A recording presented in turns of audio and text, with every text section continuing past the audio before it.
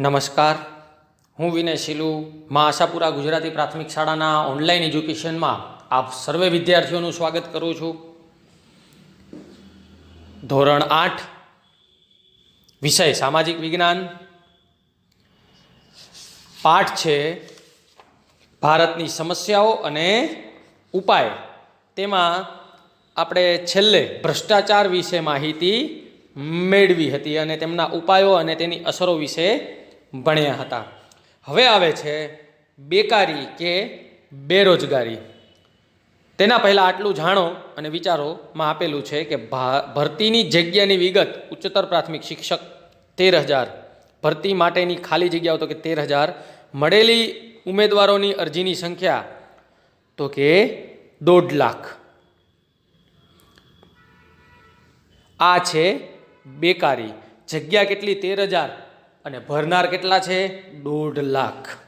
ચલો જાણીએ બેરોજગારી વિશે. આધુનિકતા અને બેરોજગારી. આજના વૈજ્ઞાનિક યુગમાં અદ્યતન ટેકનોલોજીથી બેકારીમાં વધારો થયો છે. શું કામ? તો કે કોમ્પ્યુટરાઇઝ વર્ક, મશીનરીથી વર્ક બહુ ઝડપથી, બહુ ઓછા ટાઈમથી વધારે સારું પ્રોડક્શન મેળવી શકાય છે. એટલે માણસો, વ્યક્તિ કે માથાદીઠ સંખ્યાની જરૂર રહેતી નથી, એટલો પગાર ચૂકવવો પડતો નથી. જેની માઠી અસર શું આવી છે કે મશીનની જગ્યાએ પહેલાં જે વ્યક્તિ કામ કરતા હતા તેની ગરજ રહી નથી. એટલે મોટી મોટી ઔદ્યોગિક કંપનીઓમાં બરાબર જ્યારે મશીનરી ફિટ કરવામાં આવે છે ત્યારે વ્યક્તિઓ હંમેશા બેરોજગાર બનતા હોય છે. કે જે વ્યક્તિ ત્યાં સતત મશીનની જગ્યાએ કામ કરે છે તે વ્યક્તિની રોજગારી છીનવાતી હોય છે. જેમ કે કોમ્પ્યુટરાઇઝ કાર્યપ્રણાલીથી સારી ગુણવત્તાવાળું કામ ઝડપી બન્યું છે અને માનવીનું કામ યંત્રોએ ઉપાડી લેતા બેકારી વધી છે. ગામડાઓમાં ખેતીમાં યાંત્રિકીકરણ થતાં ખેતમજૂરો માટે રોજીરોટીનો પ્રશ્ન વિકટ બન્યો છે. તેઓ કામની શોધમાં શહેર તરફ વળ્યા છે, જેથી ગામડા તૂટતા જાય છે. શિક્ષણનો વ્યાપ વધ્યો છે, પણ નોકરી કે રોજગારીની તકો પૂરી ન સર્જાતા પણ બેકારીનું પ્રમાણ વધેલ છે. શહેરોમાં વસ્તી ગીતતા વધતી જાય છે, તેથી પાણી, રહેઠાણ, વાહન વ્યવહાર, સ્વચ્છતા, આરોગ્ય અને શિક્ષણ વિષયક પ્રશ્નો ઊભા થયા છે. ગંદા વસવાટો અને ઝૂંપડપટ્ટી વધતા સામાજિક પ્રવૃત્તિઓ, બાળમજૂરી, નશાકારક ચીજોનું સેવન, માનસિક તાણ વગેરે સમસ્યાઓ ઝડપથી વધી રહી છે. 18 વર્ષથી ઉપરના જે લોકોને રોજગાર મળતો નથી તે બેકાર લોકોની ગણતરીમાં આવે છે. વિદ્યાર્થી મિત્રો, જોયું જો પાણી, રહેઠાણ, વાહન વ્યવહાર, સ્વચ્છતા, આરોગ્ય, શિક્ષણ વિષયક પ્રશ્નો ઊભા થયા છે. બરોબર, વસ્તી ગીચતા વધતી જાય છે. તેથી બીજું, ગંદા વસવાટો અને ઝૂંપડપટ્ટીઓ વધતા જાય છે. અસામાજિક પ્રવૃત્તિઓ, બાળમજૂરી, નશાકારક ચીજોનું સેવન, માનસિક તાણ વગેરે સમસ્યાઓ ઝડપી વધી રહી છે. અને 18 વર્ષથી ઉપરના લોકોને રોજગાર મળતો નથી, તેથી તેને બેકાર લોકોની ગણતરીમાં લેવામાં આવે છે. હવે તેના ઉપાયમાં આપણે શું કરી શકીએ? તો એક, આ સમસ્યાના નિવારણ માટે સમાજની કેટલીક સેવાભાવી સંસ્થાઓ તેમજ સરકાર દ્વારા ઘણી યોજનાઓ અમલમાં મુકાયેલ છે. જેવી કે ખાસ આવાસ યોજના, 2 મફત શિક્ષણ, 3 પીવાનું શુદ્ધ પાણી, 4 સ્વચ્છતા, 5 તબીબી મોબાઈલ વાન સેવા, 6 ગૃહ ઉદ્યોગો તથા હસ્તકલાને પ્રોત્સાહન આપવા લોન સુવિધા આપવામાં આવે છે, તથા 7 પોષણયુક્ત આહાર યોજના જેવી પ્રાથમિક જરૂરિયાતને ધ્યાને લઈ ઝૂંપડપટ્ટીની કાયાપલટ કરવાના પ્રયાસ હાથ ધરાય છે. આ છે બેકારીના ઉપાયો કે બેરોજગારીના ઉપાયો. હવે આટલું જાણો કે ગામડામાં ખેડૂતોને ખેતી અને પશુપાલનના વિકાસ માટે ઓછા દરની લોન તથા સહાય આપે છે. તેથી હરિયાળી ક્રાંતિ અને શ્વેત ક્રાંતિ જોવા મળે છે, જેથી ખેતી અને પશુપાલન દ્વારા મળતું ઉત્પાદન વધે છે.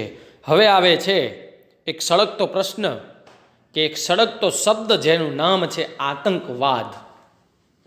આતંકવાદ એ વૈશ્વિક સમસ્યા છે. કેવી સમસ્યા છે? વૈશ્વિક. આતંકવાદી પ્રવૃત્તિ એ રાષ્ટ્રની પ્રગતિમાં અવરોધક છે. શાંતિ, અમન, ભાઈચારો તથા દેશની આબાદીને છિન્ન ભિન્ન કરવાવાળી હલકી મનોવૃત્તિની પ્રક્રિયા આતંકવાદ છે. આતંકવાદ એ મોટે ભાગે હિંસા અને ધૃણા ફેલાવી લોકોમાં ભય પેદા કરે છે.